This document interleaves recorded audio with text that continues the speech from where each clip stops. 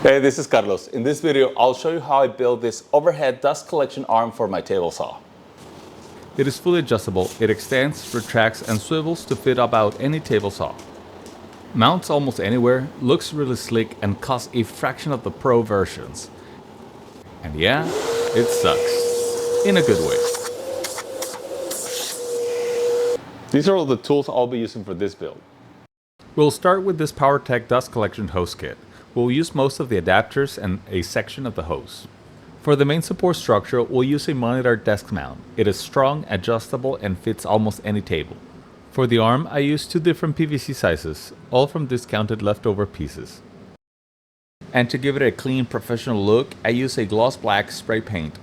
And to connect all the components, I designed these 3D printed parts that you can download them for free in one of the links below. I'll start by unboxing the monitor mount and assembling the main support to the base. Out of all the area that is in here, I decided to mount mine on this corner. For my personal situation, that spot works perfectly. It stays parallel with the saw and moves out of the way when I need to use the router. The mounting clamp has a large opening so you can attach it almost anywhere. Here, I'm straightening the monitor arm joints to prepare for the 3D printed holders. Notice that I've also removed the monitor front plate at this stage. To make assembly easier, I first threaded the nuts onto a bolt, then insert them into the printed parts. I designed the 3D printed parts around hardware I already had. 1/4 inch X-socket head bolts, 1/2 inch long, paired with their 1/4 inch nuts respectively. These slots hold the nuts in place, so you can easily thread the back cover and tighten the holder onto the arm. I did not buy the hardware on Amazon, but I'll share the specs so you can grab it from anywhere you prefer. At this stage, we will just assemble everything loosely. We'll tie it up later. Here I'm adding the 1.5 inch PVC pipe to eyeball the best placement and length for the arm. I connected the T-fitting to get a better sense of how everything will look and feel. For no particular reason, I decided I needed that much.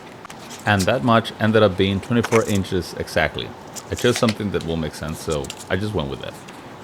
A quick cut to the miter saw, sound effect, and we're off to the next pipe. For the smaller pipe, I went with 30 inches. And here's a quick tip. As I mentioned earlier, I used leftover PVC from the store at a fraction of the price. It saved me money and kept me from ending up with extra materials.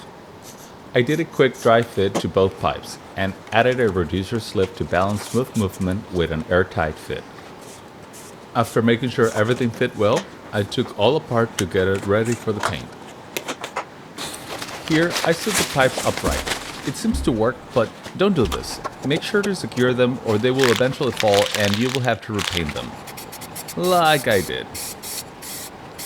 If you're enjoying this video or find it helpful, consider liking and subscribing. It really helps the channel and keeps me motivated to make more content like this.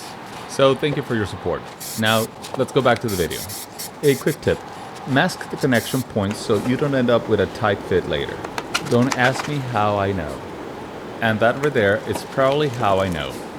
And just to clarify, none of the PVC pipes are glued. The 3D printed parts were also designed to account for the extra thickness of the paint. Here, I'm just making sure everything fits properly and slides smoothly. If needed, apply a bit of extra pressure to get things into place. Now, I don't think I showed this earlier, but the hose kit comes with 5 different adapters. They all fit the hose, it's just a matter of choosing the ones that work best for your setup. The hose was the only part I did not measure. I just held it in place and marked the length. A simple box cutter does the job.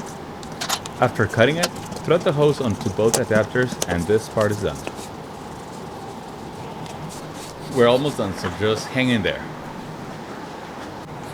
For the back side of the arm, I redesigned the curved piece to improve assembly and ensure a better fit at the T-fitting. This new part makes assembly of the T-fitting much easier. The hose threads directly into it, creating a more secure fit and a cleaner, more polished look. We'll need to remove the assembly from the mount post to slide the small clamp that keeps the hose aligned with the rest of the setup. It's mostly aesthetics, but every detail counts.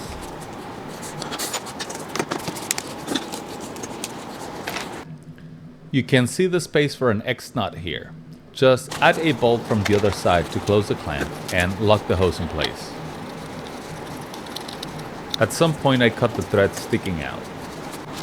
To close it out, I hooked up the hose up to a fitting that connects directly into my dust extractor. And voila! A clean, functional, and affordable overhead dust collection arm. It's easy to build, looks sleek, and helps keep your workspace clean. And as an added bonus, since it works with the blade guard, it adds an extra layer of safety while using the saw.